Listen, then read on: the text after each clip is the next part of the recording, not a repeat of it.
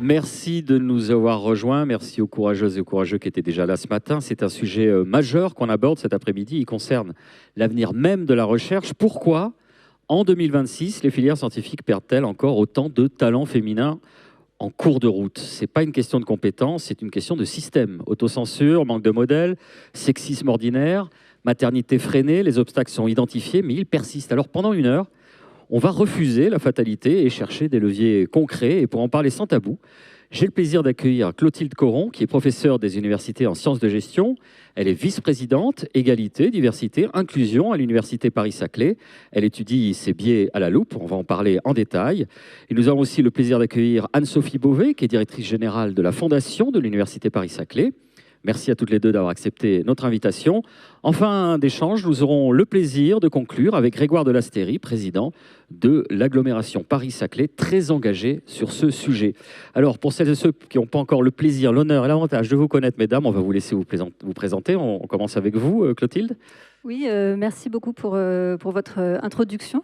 Donc, en effet, je suis très heureuse d'intervenir aujourd'hui avec une double casquette, puisque je suis à la fois effectivement vice-présidente égalité, diversité, inclusion de l'université Paris-Saclay, mais je suis par ailleurs et sans doute avant tout professeure des universités à l'université Paris-Saclay en sciences de gestion et spécialiste des inégalités professionnelles entre les femmes et les hommes. Donc, c'est extrêmement important pour moi de venir parler de ce sujet. C'est important pour moi, c'est un sujet important pour moi, mais c'est un sujet aussi très important pour l'université. D'ailleurs, l'université a monté en partenariat avec la fondation dirigée par Anne-Sophie un programme Femmes et Sciences dont on va vous parler également. Merci pour cette présentation. Anne-Sophie. Oui, écoutez, moi aussi, je suis très heureuse d'être là et de pouvoir évoquer ce sujet avec vous, puisque comme vient de le dire Clotilde, on a bâti un grand programme autour de cette thématique, et c'est ce programme qu'on va venir vous présenter aujourd'hui. Anne-Sophie Beauvais, donc moi, je dirige la fondation de l'Université Paris-Saclay.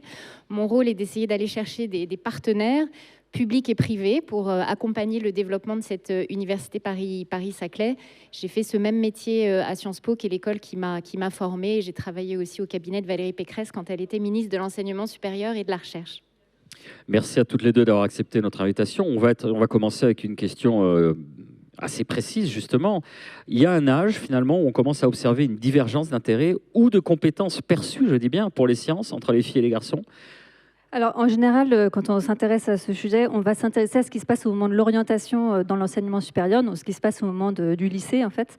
Mais les études montrent que c'est important de s'intéresser à ça, mais c'est un peu trop tard, puisque les études les plus récentes montrent que dès le CP, en fait, il y a un écart entre filles et garçons.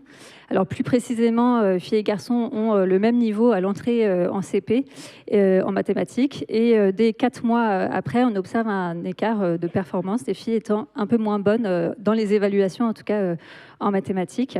Et donc, l'apparition de cet écart est extrêmement rapide, extrêmement brutale, et beaucoup plus rapide que le développement cognitif de l'être humain. Donc, ça veut bien dire, s'il y avait besoin de le prouver, que ce n'est pas biologique, ce n'est pas lié à des prédispositions naturelles des garçons pour les mathématiques. D'ailleurs, les études qui sont menées à des âges plus faibles, chez des enfants plus jeunes, montrent qu'il n'y a pas d'écart en mathématiques, mais ces causes sont bien sociales. En fait, se rendre compte que ça commence au CP, c'est quand même un peu inquiétant. Alors, il y a des mécanismes, on imagine, des mécanismes familiaux ou scolaires qui, consciemment ou pas, vont renforcer ces stéréotypes de genre dès l'enfance. Oui, en fait, il y a 2 grands mécanismes qui sont d'ailleurs à mettre en lien l'un avec l'autre. Parce que le premier, c'est la manière dont les mathématiques sont enseignées et évaluées. Et le deuxième, c'est la manière dont les filles et les garçons sont éduqués. Alors, sur le premier, en fait, dès l'école primaire, l'exposition aux mathématiques et la manière dont les mathématiques sont évaluées, c'est assez différent de ce qui prévaut en maternelle, avec notamment des exercices très anxiogènes, chronométrés, beaucoup dans l'idée de compétition. Et ça, c'est à mettre en lien avec le deuxième élément sur la manière dont les filles et les garçons sont éduqués. Parce qu'en fait, dès le plus jeune âge, les garçons sont beaucoup plus souvent mis en situation de compétition que les filles, via des sports comme le football, par exemple. Donc ça veut dire qu'ils réussissent un peu mieux que les filles dans des situations anxiogènes, de compétition, type justement ces exercices chronométrés. Donc ça peut largement expliquer pourquoi ils réussissent un peu mieux dans ces exercices chronométrés anxiogènes. C'est pas du tout lié à une performance intrinsèque meilleure en mathématiques, mais c'est vraiment lié à la manière dont les mathématiques sont enseignées et évaluées et à finalement leur éducation. Alors, en quoi la non-mixité, hein, c'est pas un gros mot, séparer les filles et garçons, peut-elle être paradoxalement un outil nécessaire pour déconstruire ces biais ? Alors, en fait, il y a plusieurs pistes qui peuvent être identifiées pour déconstruire ces biais. Par exemple, on sait que quand l'élève qui est premier de la classe en mathématiques, entre guillemets, est une fille et pas un garçon, ça réduit l'écart genré au sein de la classe. Donc, on voit bien qu'il y a beaucoup de mécanismes derrière psychologiques et sociaux. Et parmi ces pistes, il y a aussi la question de la non-mixité qui est de plus en plus valorisée, alors, y compris par les pouvoirs publics français qui sont pourtant traditionnellement très attachés à la question de la mixité genrée à l'école. Alors la mixité, c'est-à-dire la création d'espaces d'enseignement réservés aux filles ou plus tard aux femmes, c'est assez important parce que ça permet de développer la confiance en soi. Ça permet aussi aux filles de prendre toute la place qu'elles veulent.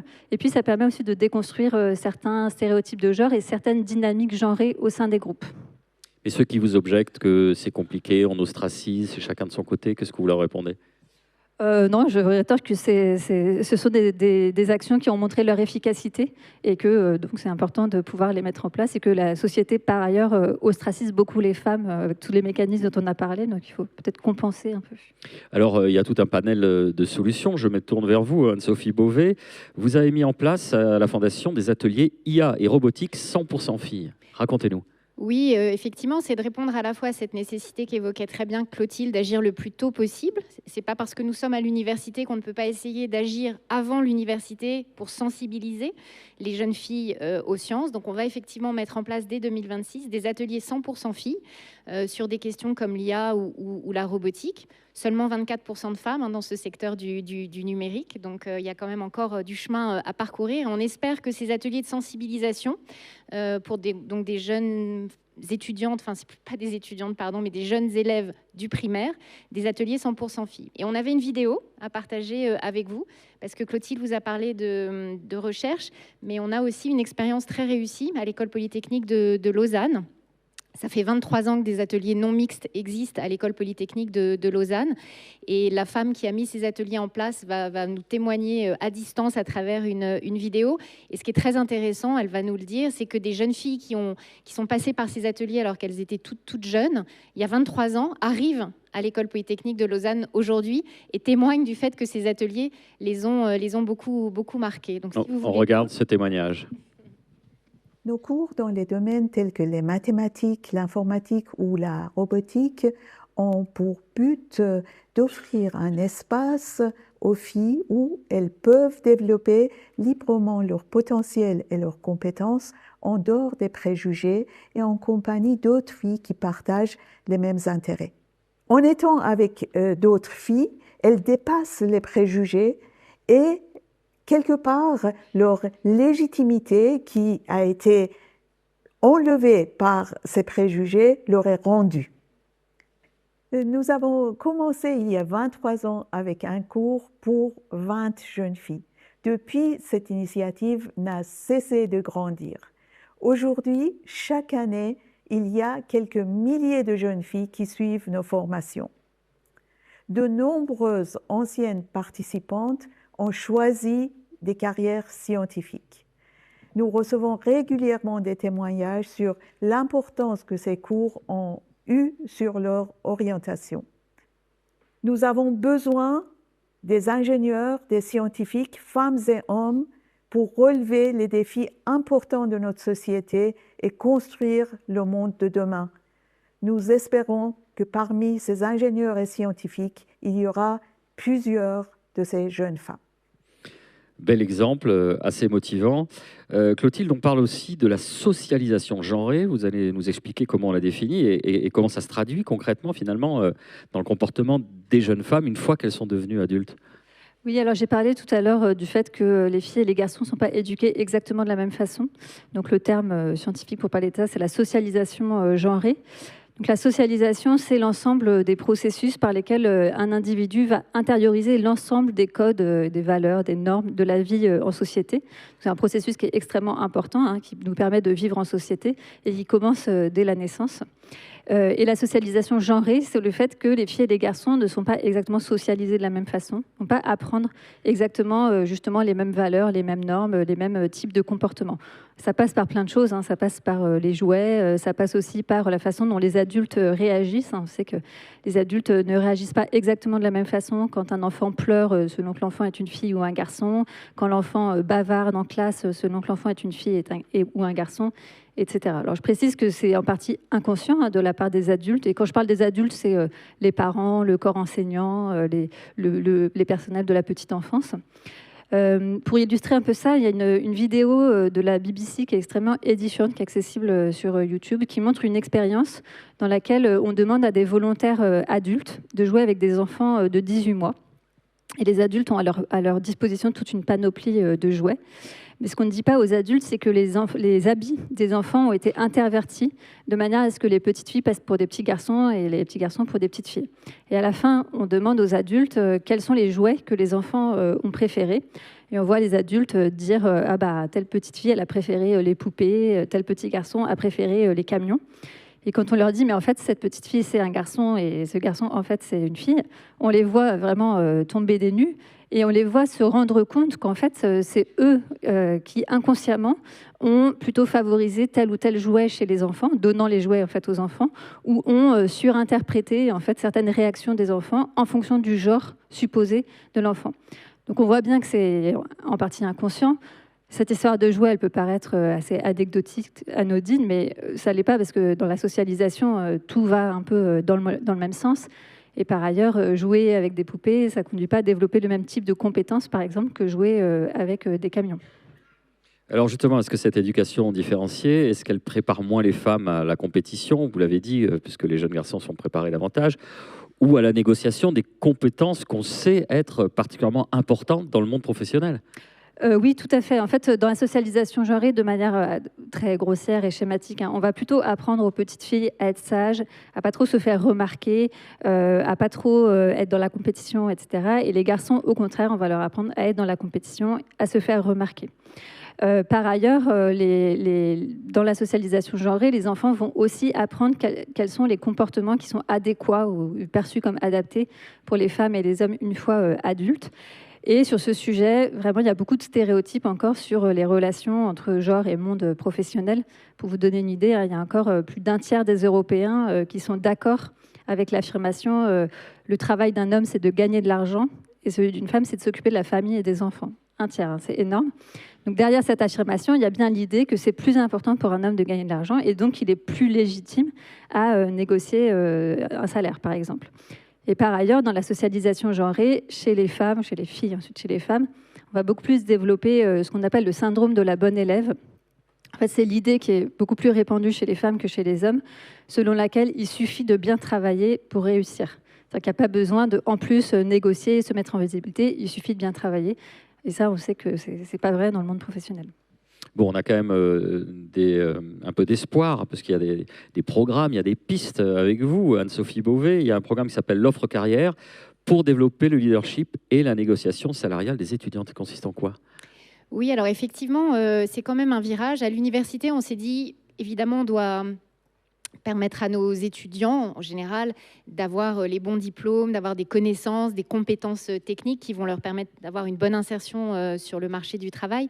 Mais pas que, en fait, c'est toute cette question, Clotilde l'a dit, des soft skills, du leadership au féminin. Et on voit que c'est effectivement auprès des jeunes femmes qu'il faut beaucoup plus travailler cette question. Et notre idée, c'est de la travailler le plus tôt possible, c'est-à-dire dès le master, en master et en doctorat, d'offrir aux étudiantes qui le souhaitent des ateliers carrière, pour leur faire travailler toutes ces aptitudes comportementales qui vont leur être très utiles au moment où elles vont arriver sur le marché du travail.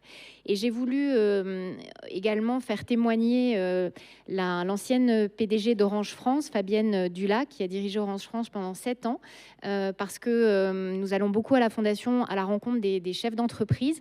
Et les messages que j'ai entendus depuis 1 an, c'est vraiment n'hésitez pas à commencer le plus tôt possible, parce que nous, quand ces jeunes femmes arrivent dans les entreprises, on essaye de les accompagner quand même au mieux, on essaye de mettre en place des programmes, mais en fait, c'est exactement comme on l'a dit tout à l'heure, plus tôt on commence, mieux c'est. Donc l'idée, c'est de commencer dès l'université à travailler ces aptitudes, ces soft skills, ces aptitudes comportementales. Et Fabienne Dulac va nous le préciser si vous le voulez bien. On découvre avec vous ce témoignage.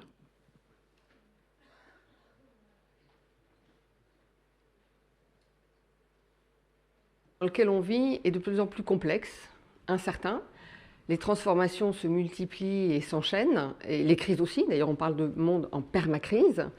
Et moi, j'ai une conviction, comme tout le monde, c'est qu'au final, les soft skills aujourd'hui sont devenus un élément déterminant. Ils ont même commencé à redéfinir complètement le contour du leadership. Acquérir la capacité de s'exprimer, d'être bienveillant, mais surtout d'avoir de l'intelligence émotionnelle, de la capacité d'écoute active, être capable aujourd'hui d'être agile, de gérer le temps, sont devenus évidemment des leviers de compétitivité pour un manager fondamental, à tous les niveaux d'ailleurs de l'entreprise et dans toutes les fonctions.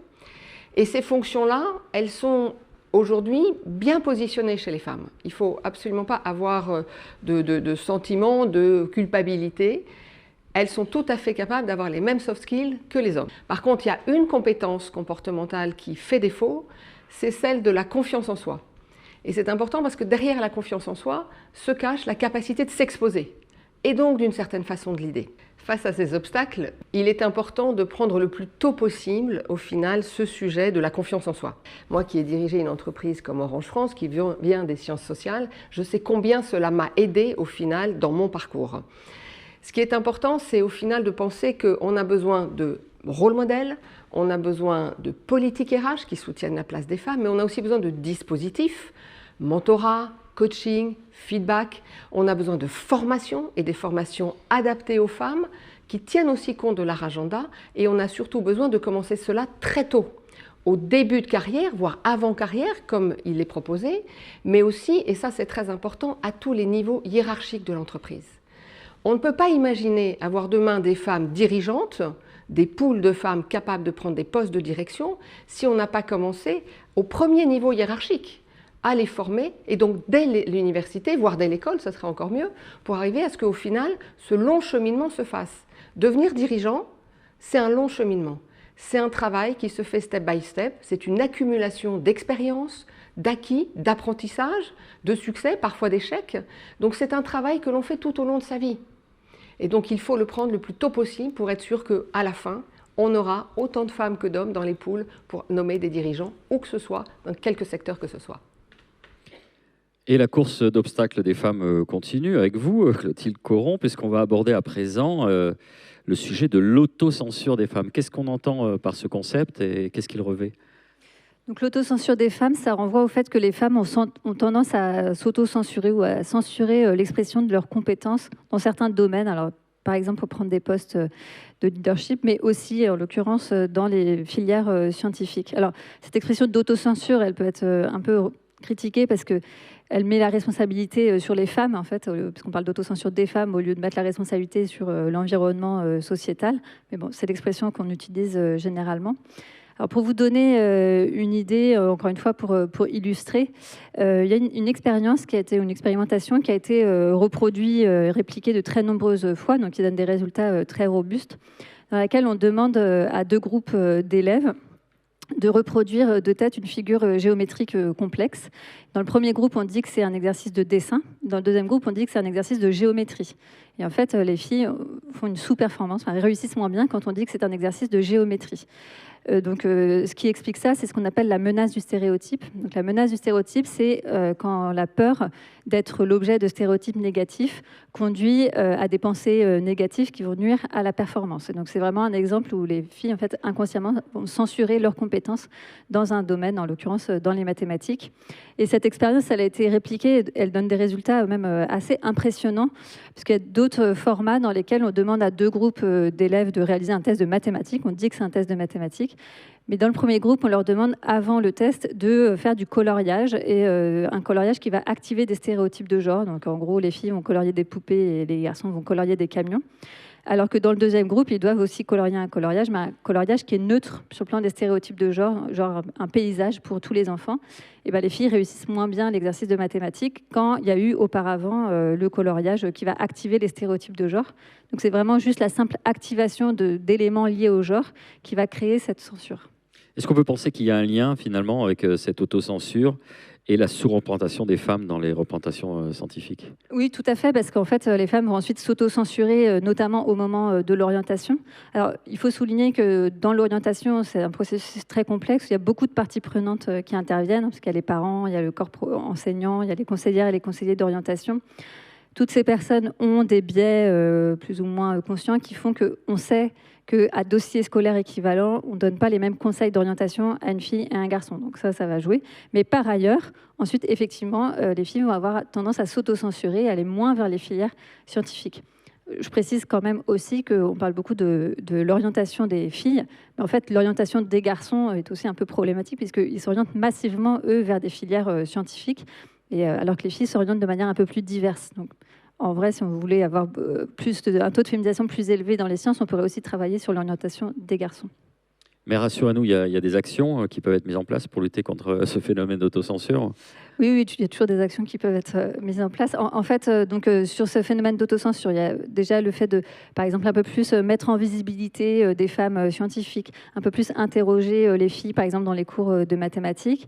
Il y a aussi un autre type d'action qui est intéressant parce qu'il permet de lever plusieurs freins en même temps, c'est proposer des bourses à destination uniquement des filles dans des filières très peu féminisées. Ça, c'est intéressant parce que ça permet aux filles de leur montrer qu'elles ont toute leur place dans ces formations, qu'on a confiance dans leur capacité à réussir. Et puis par ailleurs, ça permet de lever ce qu'on appelle des freins périphériques, même s'ils ne sont pas périphériques du tout, les freins financiers. Donc on sait que le genre n'est pas du tout le seul déterminant dans les freins à l'accès aux filières scientifiques, puisque le milieu social est également un déterminant important. Et en l'occurrence, les filles issues de milieux sociaux un peu plus défavorisés vont encore plus avoir tendance à s'auto-censurer au moment de cette orientation. Allez, je vous propose qu'on regarde un autre témoignage édifiant, c'est celui de Sarah Cohen sur cette thématique.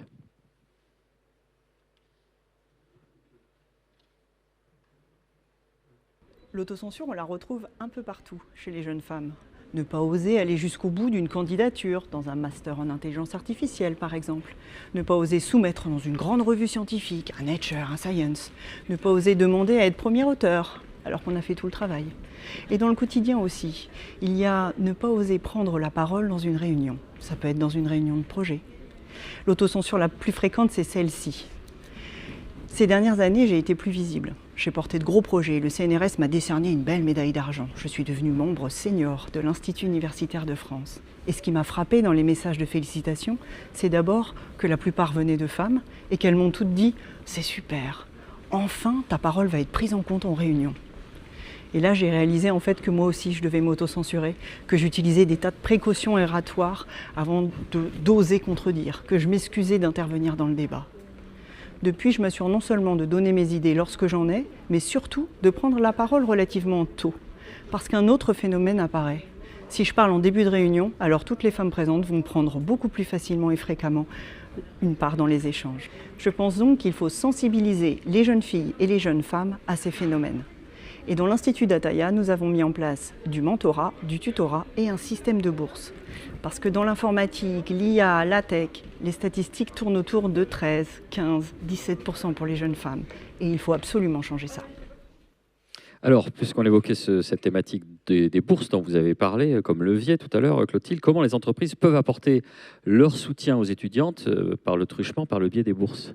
Oui, je vais m'autoriser à dire un mot sur le mécénat. Mon métier, effectivement, c'est d'aller chercher, je l'ai dit tout à l'heure, des partenaires, principalement privés, mais publics aussi. Grégoire de Lasteyrie nous a soutenus sur une mesure, il en parlera tout à l'heure. Quand je vais voir les entreprises aujourd'hui, j'ai un discours qui est extrêmement très cocorico. Je suis très fière de l'Université Paris-Saclay pour une raison assez simple, c'est qu'on a quand même planté un drapeau français, c'est pas rien, dans le top 15 du classement de Shanghai. Je rappelle que quand le classement Shanghai sort, au début des années 2000, la France est totalement sortie de ce classement, elle n'existe pas. Donc à ce moment-là, on s'est dit qu'il fallait repenser notre modèle universitaire et créer des écosystèmes puissants qui vont rassembler. On a un système très français à l'origine, les grandes écoles, les universités d'un côté. On décide de les rassembler, de créer des synergies, qu'elles communiquent, qu'elles se parlent, qu'elles diplôment ensemble, des laboratoires et même des entreprises que vous retrouvez par exemple ici sur le plateau de Saclay. Et le pari est vraiment réussi puisqu'aujourd'hui, nous sommes 13e au classement de Shanghai. Et dans ce top 15, il faut voir qui on a à nos côtés. On a 90% d'universités américaines, c'est les grands noms qu'on connaît, Harvard, MIT, 2 anglaises, Oxford et Cambridge, et nous. Et aujourd'hui, c'est pas au point que je vais le dire, mais il y a une vraie quand même bataille des intelligences, une bataille de la science, une bataille de l'innovation qui se livre au niveau mondial. Donc d'avoir planté ce petit drapeau français, c'est pas rien. Donc je vais avec ce discours voir les entreprises en leur disant c'est vraiment le moment maintenant de nous aider sur des choses très concrètes. Donc on s'est emparé de cette thématique femmes et sciences avec vraiment beaucoup de volontarisme. Et c'est pour ça que je voulais aussi, dans cette table ronde, donner la parole à nos mécènes, parce que ça a été, ils nous ont dit oui, en tout cas des premiers nous ont dit oui, et notamment Abeille Assurance. Et si vous le permettez, on va leur laisser la parole au délégué général d'Abeille Assurance. On regarde.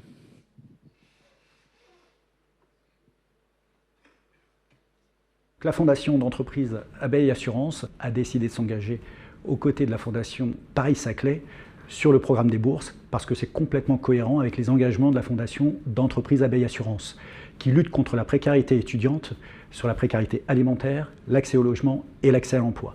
Donner les moyens aux étudiants d'étudier beaucoup plus sereinement est un des objectifs de la Fondation. En 2026, nous avons choisi de soutenir des étudiantes dans les filières scientifiques parce que ce sont elles qui rencontrent le plus d'obstacles. Trop peu nombreuses dans ces filières, nous considérons que cette aide financière peut les aider à étudier beaucoup plus sereinement. C'est donc là que notre soutien crée le plus d'impact. Soutenir les femmes dans les études scientifiques est indispensable, parce qu'un tiers des étudiants sont des femmes aujourd'hui. Avec les bourses, cela leur permet de réaliser leur plein potentiel et de se concentrer pleinement sur leurs études. C'est une façon concrète de donner des ailes à leur avenir et surtout de promouvoir l'égalité dans les métiers scientifiques et les filières scientifiques. Alors allez-y, c'est à vous.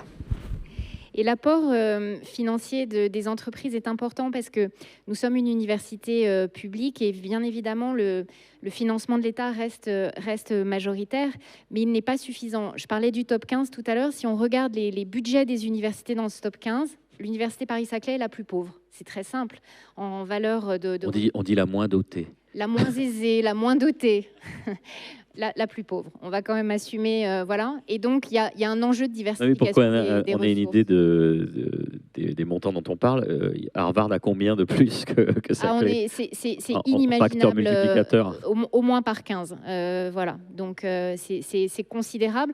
Donc, c'est vrai qu'aujourd'hui, des fondations comme la nôtre, mais comme toutes les autres fondations universitaires, l'enjeu est extrêmement important de diversifier les ressources des universités. Donc, c'est aussi important de le dire parce que l'argent est quand même le nerf de la guerre aussi dans cette bataille que j'évoquais tout à l'heure des intelligences et des savoirs. Avec Clotilde, on continue sur cette fameuse course d'obstacles. On va parler finalement de cette articulation vie privée, vie professionnelle.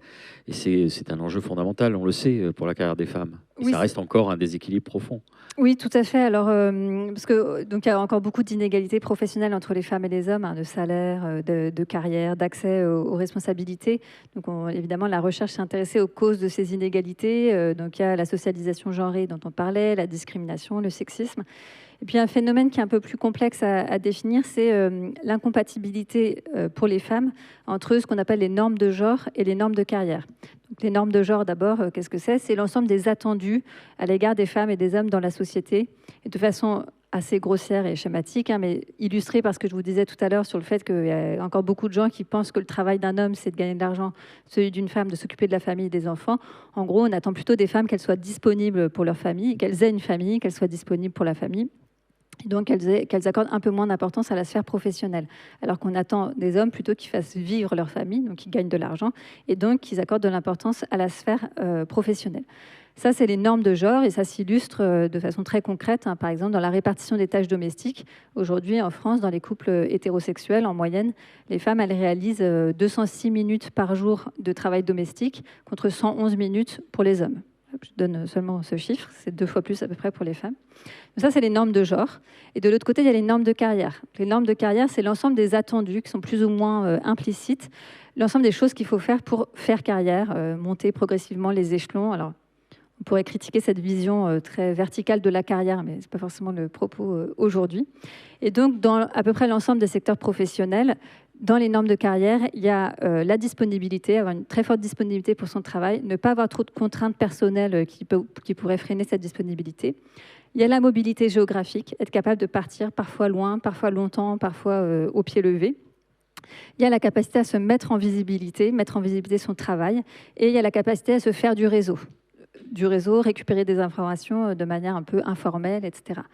Et donc, on voit bien, si on prend ces normes de carrière une à une, on voit bien qu'en fait, elles sont incompatibles avec les normes de genre pour les femmes, qui, elles, vont supposer plus de la disponibilité pour la famille, donc moins pour le travail et moins pour la mobilité. Comme je disais, on apprend moins aux femmes à se mettre en avant, etc. Donc, cette incompatibilité entre normes de genre et normes de carrière fait que l'articulation vie privée et vie professionnelle est en effet un enjeu. On a parlé vie privée, on a parlé vie professionnelle. Ça se passe comment au niveau de la carrière académique ? Au niveau de la carrière académique, il y a un très bon exemple de des normes de carrière, c'est les congrès. Le congrès, c'est typiquement, on doit partir à l'étranger.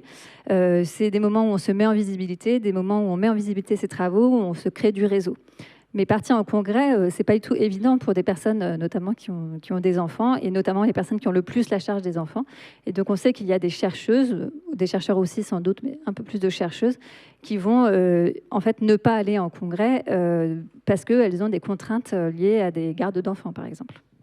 Alors, sur ces contraintes, là encore, ce qui est bien, c'est que vous, c'est les solutions. Il y a des propositions, il y a des pistes. On vous écoute, Anne-Sophie. Eh bien, on a décidé de créer à l'Université Paris-Saclay un fonds d'aide à la garde d'enfants pour que toutes les chercheuses qui le souhaitent puissent partir effectivement en congrès et avoir de l'aide financière pour cela. Alors, ce qui est intéressant, c'est que vous l'avez vu, on a essayé d'illustrer notre propos à chaque fois par des vidéos et des témoignages. Et nous sommes partis avec Clotilde à la recherche de témoignages de femmes. Pour tout vous dire, ils sont là, ils existent, ces témoignages, parce que si on a créé cette mesure, c'est pas pour rien. On nous l'a demandé, on nous a dit que ce serait extrêmement utile. Quand on a eu les premiers fonds pour la mettre en œuvre, tout le monde à l'université était extrêmement content de cela. Mais quand il s'est agi de témoigner de la difficulté à partir en congrès, à faire garder ses enfants, eh ben, les femmes nous ont dit c'est un peu gênant de le dire. Donc, je vous avoue en toute simplicité, mais c'est très révélateur, que nous n'avons pas de témoignage concret à vous présenter. Les seules femmes qui acceptaient de le faire, c'est des femmes qui ont aujourd'hui tellement bien réussi, du type Sylvie Retailleau, notre ancienne présidente. Et on s'est dit, plutôt que vous mettre le témoignage de Sylvie Retailleau, autant témoigner du fait que quand on est une jeune chercheuse, eh ben, montrer ses fragilités et ses difficultés de maman et de chercheuse, c'est encore un sujet un peu tabou. Donc on a préféré vous le dire plutôt que de vous montrer un témoignage de Sylvie Retailleau, qui l'aurait évidemment très bien dit, mais c'était intéressant de vous faire part de cela. On voit que le chemin est encore long. Je continue sur cette longue course d'obstacles. On va parler à présent des violences sexistes et sexuelles qui sont abrégées en VSS. Alors, quelles sont les différentes formes de ces violences qui polluent le quotidien des étudiantes et chercheuses? Est-ce qu'on a essayé, est-ce qu'on a quantifié ce phénomène?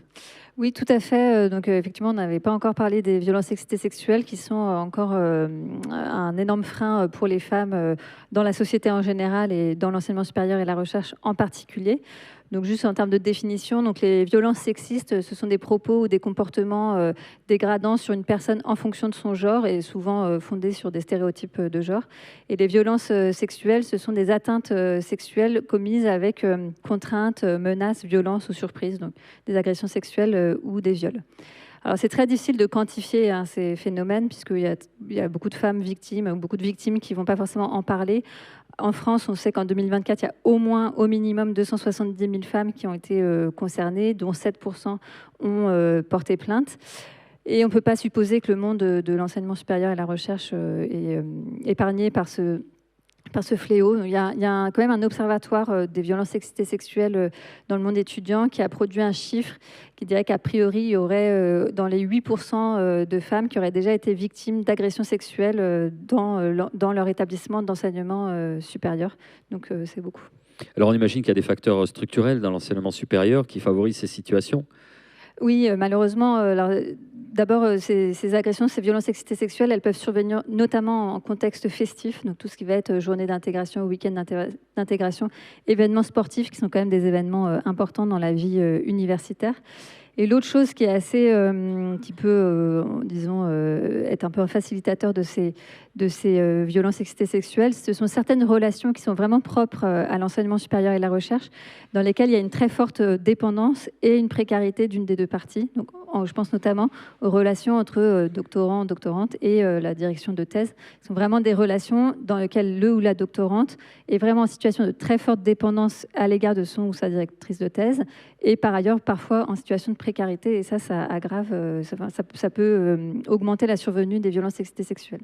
Vous nous avez donné les chiffres tout à l'heure. Pourquoi le taux de signalement reste souvent faible par rapport à la réalité du terrain? Alors, il y a plusieurs problèmes. Il y a d'abord la méconnaissance de ce que c'est une violence sexuelle. Donc, c'est extrêmement important de pouvoir qualifier pour que les personnes puissent identifier qu'elles ont été victimes. Il y a aussi la peur de représailles. Ça reste important, notamment, je vous parlais dans le cas de la direction de thèse. Donc, c'est extrêmement important d'avoir des processus, d'inciter les personnes à signaler, qu'elles soient victimes ou témoins, et d'avoir des processus de traitement de ces signalements. Alors, le problème, c'est que ce qu'on peut faire à l'université, nous, on va avoir un processus de signalement qui fonctionne bien à l'université, mais ça ne se substitue pas à la démarche que les victimes doivent faire à l'extérieur de l'université, tout ce qui va être dépôt de plainte et parfois jusqu'au procès. Et on a des retours d'étudiantes disant que c'est quand même compliqué. Je me tourne donc logiquement vers Anne-Sophie, Madame Solution, ou en tout cas des pistes. Racontez-nous. Oui, là, le sujet aussi est tout aussi important. Je vous avoue que je m'y attendais pas vraiment. C'est-à-dire quand je suis venue rencontrer les équipes de Clotilde et qu'on les a associés à cette réflexion sur un vaste programme Femmes et Sciences et sur des actions concrètes qu'on pouvait engager, les équipes de Clotilde m'ont dit très vite, si vous nous trouvez un cabinet d'avocats qui est prêt à nous accompagner sur toutes ces démarches pour accompagner les victimes, qu'elles soient à même d'aller porter plainte si elles le souhaitent, ce serait formidable. Pourquoi ? Parce que des bonnes conditions d'études, c'est aussi des études en toute sécurité. Et donc, on est très heureux, effectivement, aujourd'hui, parce qu'un cabinet d'avocats, très concrètement, nous accompagne aujourd'hui. Ça veut dire que toute jeune femme sur notre campus qui est victime d'agressions sexistes ou sexuelles, ou même de propos sexistes, peut, si elle le souhaite, porter plainte et être accompagnée par un cabinet. C'est important parce que déposer une plainte, c'est une démarche qui est difficile, à la fois psychologiquement, qui peut l'être aussi financièrement, et de pouvoir dire à une victime, si vous le souhaitez, on est là, on peut vous aider, il y a un cabinet. Je trouve que c'est quand même, en tout cas, une réponse très, très claire qu'on peut apporter. Alors, l'université a un processus qui va vous être montré en vidéo pour signaler ce qui se passe, et notre cabinet d'avocats qui nous a rejoints sur cette mesure. On regarde les deux intervenantes.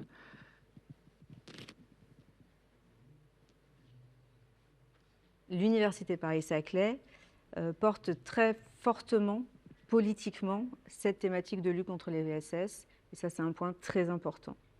Ensuite, il y a une obligation nationale qui fait qu'on a 3 axes à développer. Un axe de prévention, un axe d'accompagnement des victimes et un axe de sanction.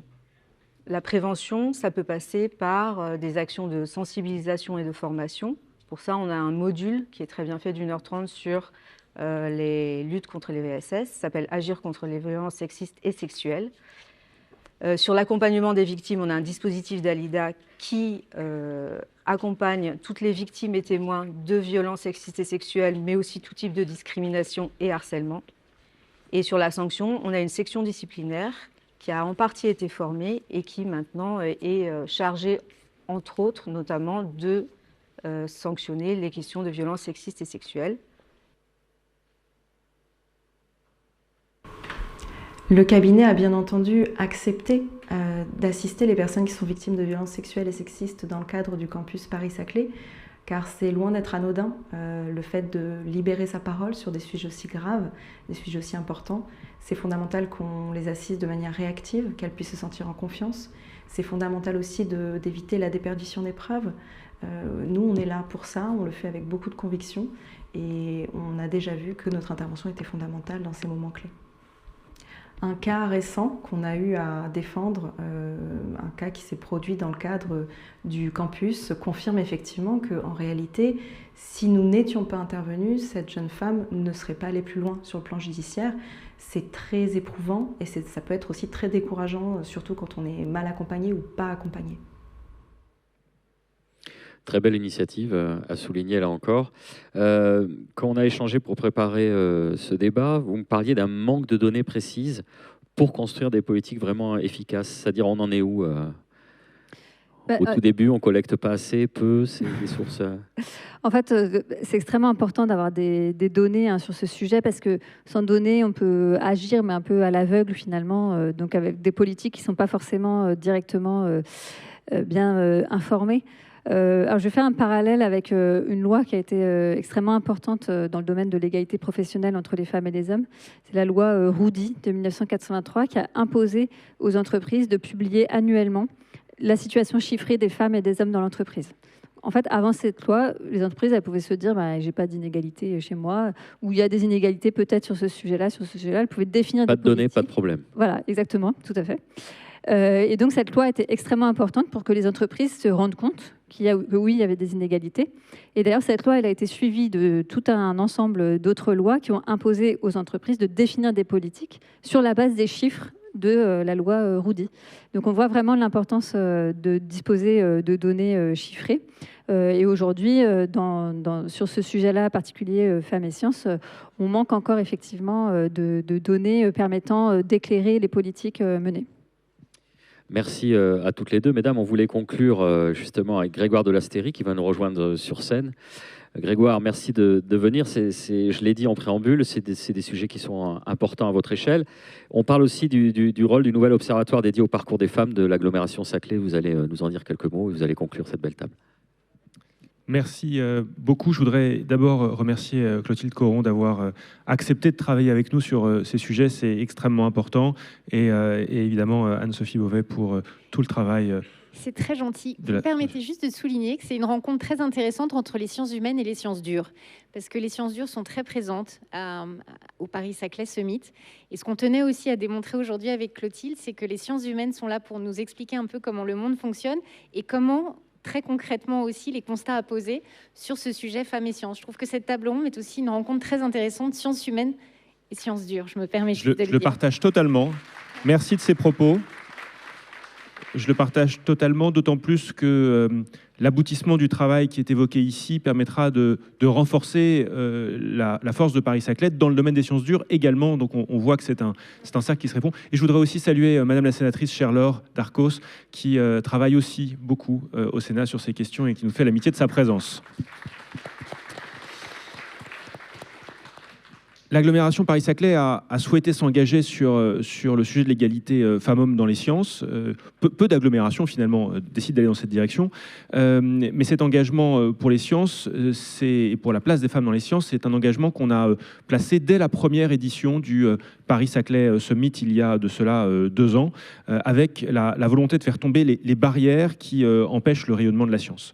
Et dès le début, on s'est posé cette question cruciale qui est comment augmenter le nombre de femmes qui choisissent un métier ou une carrière scientifique. Je voudrais d'abord donner quelques chiffres sur cette édition du Paris-Saclay Summit, parce que l'année dernière, on avait autant d'hommes que de femmes qui étaient venus assister au Paris-Saclay Summit. Cette année, quand on regarde les réservations dans les amphis, mesdames, vous êtes majoritaires, vous êtes 51% quand même à venir sur cet événement. C'est important. On a encore quelques progrès à faire en termes de panel, et je fais partie du problème, étant donné que cette année, le panel est à 43% féminin, ce qui est une bonne chose, mais ce qui n'est pas encore suffisant. Et donc, là aussi, c'est un sujet sur lequel on va continuer à travailler. Mais je voudrais regarder peut-être plus précisément quelques chiffres qui en disent long sur la question. En terminale, aujourd'hui, avec les différentes réformes du lycée, on a 46% des filles qui écartent les sciences en terminale, 46%. Ce qui fait qu'à l'université, on a encore un step supplémentaire où elles sont seulement 33% à étudier les sciences à l'université. Et quand on regarde les professeurs de mathématiques après l'université, elles sont 15% à être des femmes. On voit que c'est un sujet qui est très complexe. Le taux de formation des femmes dans les filières scientifiques reste bloqué aux alentours de 25%. Et il ne faudrait pas croire ici qu'à Paris-Saclay, on est épargné par la question. Et je vais donner quelques chiffres parce que je pense que c'est important qu'on se les dise ici. À Centrale Supélec, c'est 17% de femmes, par exemple.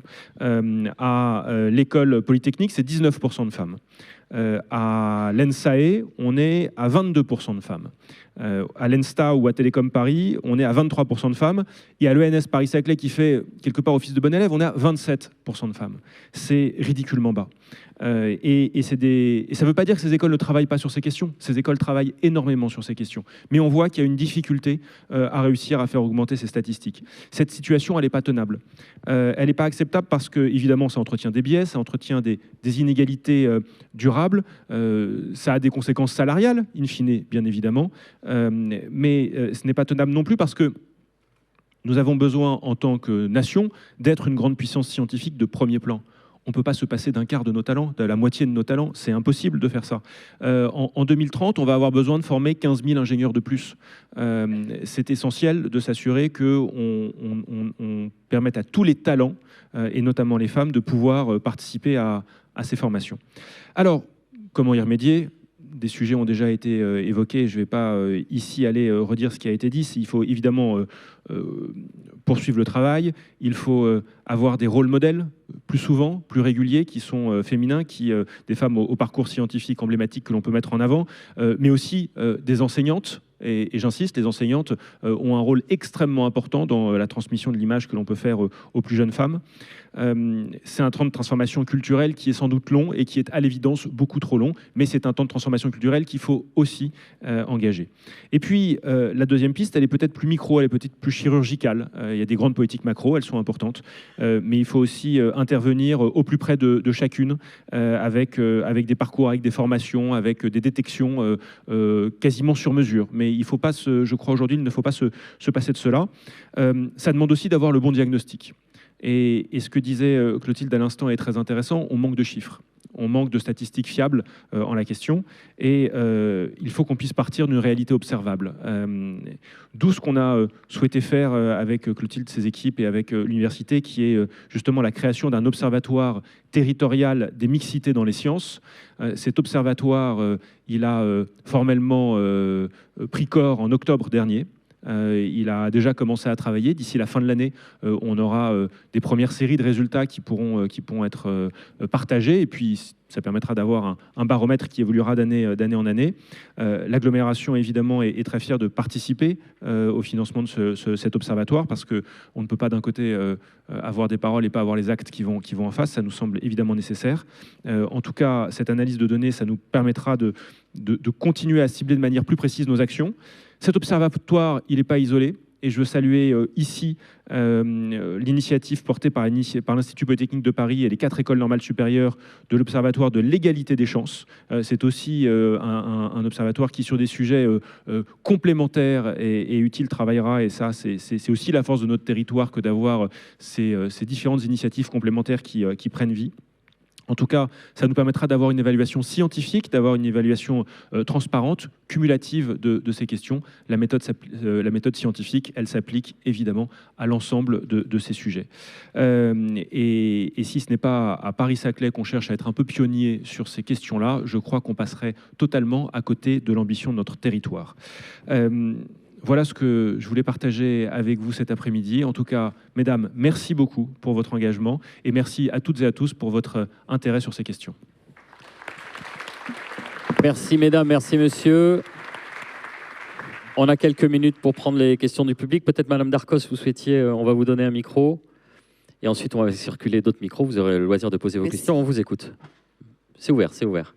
Merci beaucoup. Merci en tout cas à vous tous pour vos actions. En effet, dans le cadre de la délégation droits des femmes, on a remis un rapport Femmes et Sciences, et j'aurais voulu faire réagir Clotilde, que je connais puisqu'on l'a auditionnée, sur une de nos recommandations un petit peu choc, parce que tu l'as dit, Grégoire, c'est même pire que ça dans les sciences dures. 40% des jeunes femmes s'inscrivent sur Parcoursup, elles ne sont que 20% à la rentrée.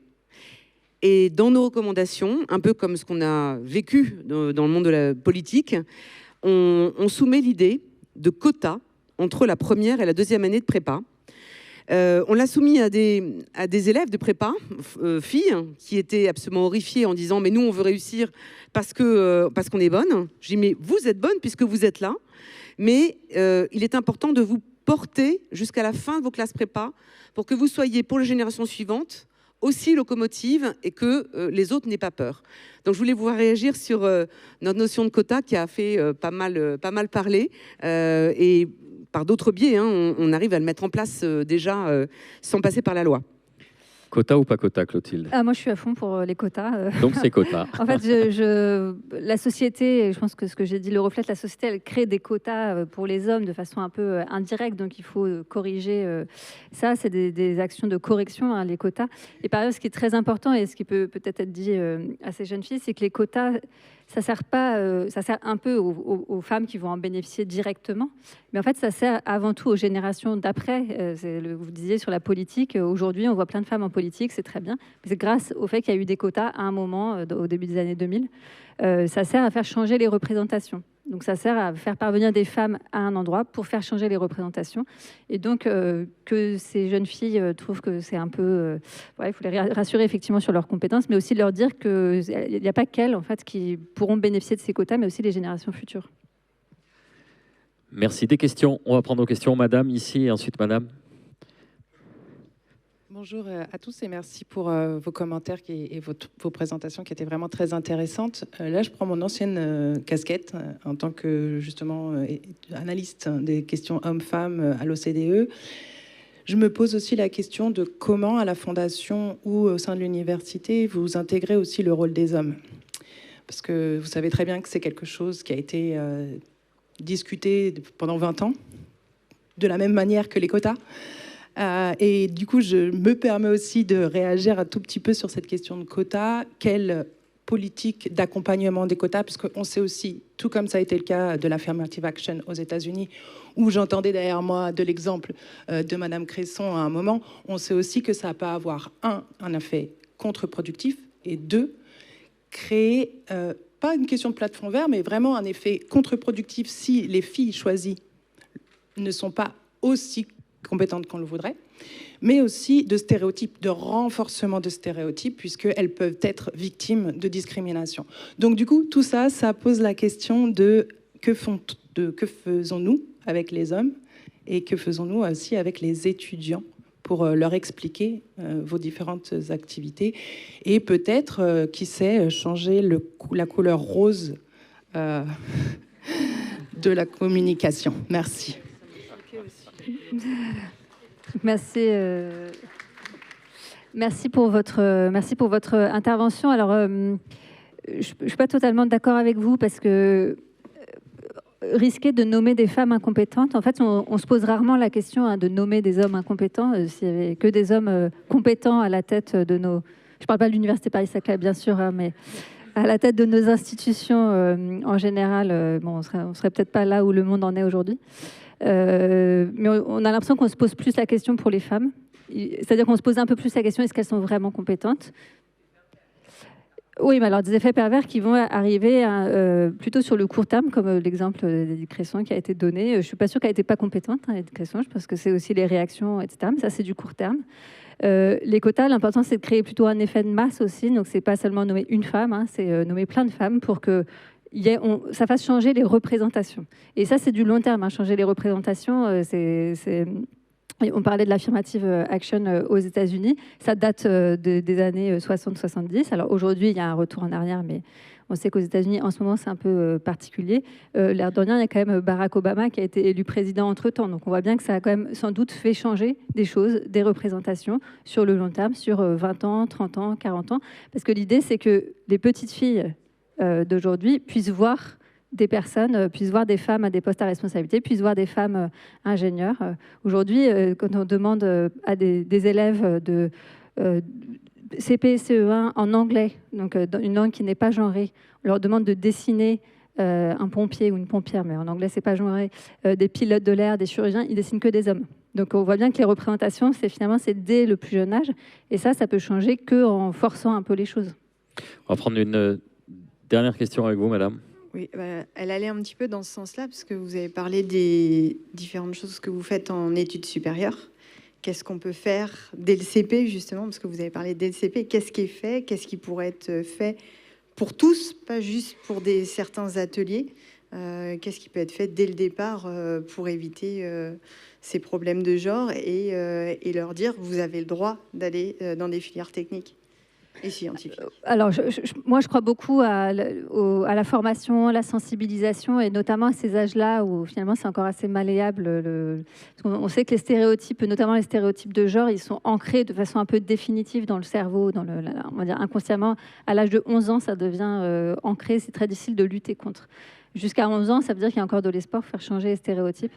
Et donc, montrer des rôles modèles, faire intervenir des femmes scientifiques, montrer que des femmes peuvent faire des sciences, mais ça veut dire aussi former tous les personnels qui sont amenés à intervenir dans l'éducation des enfants, et notamment le monde de la petite enfance reste un monde dans lequel il peut y avoir beaucoup de stéréotypes de genre sur les très petits enfants, et ça joue vraiment dès le plus jeune âge.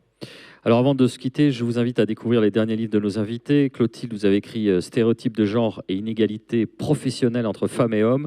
Quelle responsabilité pour les organisations. Anne-Sophie Beauvais, vous avez écrit, alors voilà, ça c'est le livre, on voit apparaître le livre de Clotilde. Anne-Sophie, de votre côté, vous avez écrit de nombreux livres, mais le dernier, c'est L'éditeur et le philosophe, Michel Onfray, Jean-Paul Enthoven, derrière la querelle entre ces deux intellectuels, deux France qui s'opposent. Et la discussion peut continuer avec nos invités, mais ce sera malheureusement sur le côté, puisque là, il y a beaucoup de gens qui trépignent et qui attendent nombreux derrière. On va leur laisser place. Merci d'avoir été avec nous. À tout de suite.